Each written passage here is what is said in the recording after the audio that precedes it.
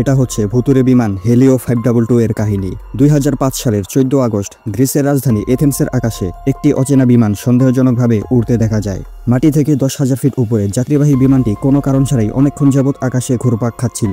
এবং সবচেয়ে ভয়ানক ব্যাপারটি হচ্ছে বিমানটির ঘুরপাক খাওয়া দেখে আশেপাশে থাকা কন্ট্রোল টাওয়ার থেকে বিমানটির সাথে যোগাযোগ করার চেষ্টা করা হচ্ছিল, কিন্তু এই বিমানের ভেতর থেকে কোনো প্রকার রেসপন্স পাওয়া যাচ্ছিল না। এথেন্স শহরে ইতিমধ্যেই বিষয়টি জানাজানি হয়ে পড়ে। সবার মনে একটাই প্রশ্ন ছিল, বিমানটির এরূপ আচরণ করার কারণ কি? এটা কি কোনো সন্ত্রাসী হামলার প্রস্তুতি, নাকি বিমানটি অপহরণের শিকার হয়েছে? বিমানটির সন্দেহজনক আচরণ দেখে গ্রিসের বিমান বাহিনী দ্রুত একটি ফাইটার জেট টিম এই ঘুরপাক খাওয়া বিমানটি অনুসন্ধান করতে পাঠায়।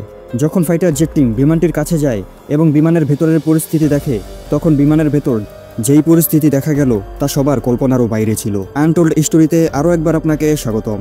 2005 সালের 14 আগস্ট এই দিন সকালে সাইপ্রাসের লারনাকা এয়ারপোর্টে 115 জন যাত্রী আর 6 জন ক্রু সদস্য সহ মোট 121 জন হেলিও 522 নামক বিমানটিতে যাত্রা শুরু করে।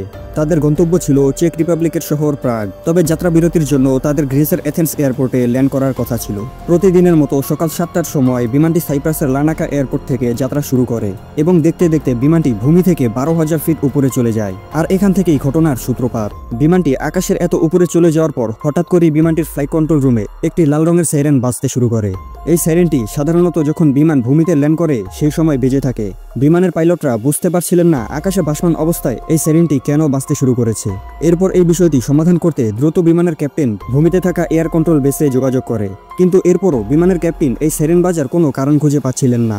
এর কিছুক্ষণ পরেই সম্পূর্ণ বিমানে হঠাৎ করেই অক্সিজেন সরবরাহ বন্ধ হয়ে যায়, যার ফলে পর্যাপ্ত অক্সিজেনের অভাবে পাইলট সহ সম্পূর্ণ বিমানের যাত্রীদের শ্বাসকষ্ট শুরু হয়। দুর্ভাগ্যজনকভাবে এরপরই মাটিতে থাকা এয়ার কন্ট্রোল বেসের সাথে বিমানটির যোগাযোগ বিচ্ছিন্ন হয়ে যায়। আর এই সময় বিমানটি ভূমি থেকে 34,000 ফিট উপরে ছিল।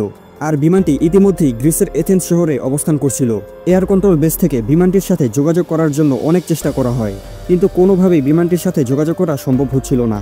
যেহেতু বিমানটি এথেন্স শহরে অবস্থান করছিল, তাই বিষয়টি এথেন্স কন্ট্রোল টাওয়ারে জানানো হয়। এথেন্স কন্ট্রোল টাওয়ার বিমানটিকে ল্যান্ড করার জন্য সংকেত পাঠায়, কিন্তু বিমানটি কোনোভাবেই মাটিতে ল্যান্ড করছিল না। টানা 20 বার বিমানটির সাথে যোগাযোগ করার চেষ্টা করা হয়, কিন্তু কাজ হচ্ছিল না। বিষয়টি ভয়ানক রূপ ধারণ করার আগে এথেন্স কন্ট্রোল টাওয়ার বিষয়টি এথেন্সের বিমান বাহিনীকে জানায়।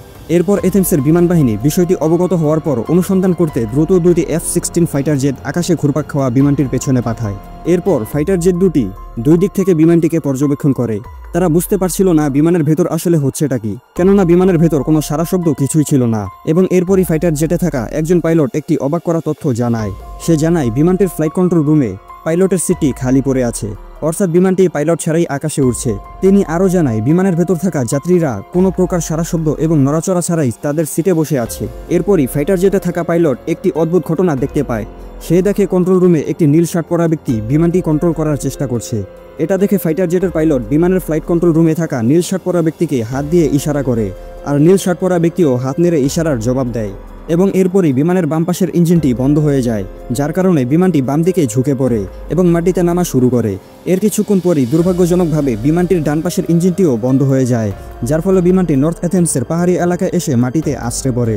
এই দুর্ঘটনায় বিমানে থাকা 121 জন যাত্রী আর ক্রু মেম্বারদের সবাই মারা যায়। পরবর্তীতে সিআইডি কর্তৃক বিমানটি বিধ্বস্তের কারণ অনুসন্ধান করা হয়। এরপর জানা যায় বিমানটি যাত্রা শুরু করার আগে একজন ইঞ্জিনিয়ার বিমানের ভেতর প্রেসারাইজেশন লিক টেস্ট করেছিল, যার কারণে বিমানের ভেতর প্রেসারাইজেশন মোডটা সাময়িক সময়ের জন্য বন্ধ করা হয়েছিল। কিন্তু কাজ শেষ হওয়ার পর সেই ইঞ্জিনিয়ার প্রেসারাইজেশন মোডকে অন করতে ভুলে যায়, যার ফলে বিমানটি যাত্রা শুরু করার পর মাটি থেকে 34,000 ফিট উপরে ওঠার পর বিমানের ভেতর অক্সিজেন সরবরাহ বন্ধ হয়ে যায়। আর পর্যাপ্ত অক্সিজেনের অভাবে বিমানে থাকা পাইলট সহ সকল যাত্রীরা অজ্ঞান হয়ে পড়ে। আর এই কারণেই ভূমিতে থাকা এয়ার কন্ট্রোল বেসের সাথে বিমানটির যোগাযোগ বিচ্ছিন্ন হয়ে পড়ে, যার ফলে বিমানটি ভয়ানক দুর্ঘটনার শিকার হয়। আপনার কি মনে হয়, অন্য কোনো পথ অবলম্বন করে কি বিমানটি বাঁচানো যেত? এই বিষয়ে আপনার মতামত কমেন্টে জানাতে ভুলবেন না। এইরকম আরও ভিডিও পেতে এখনই লাইক, কমেন্ট আর সাবস্ক্রাইব করে রাখতে পারেন।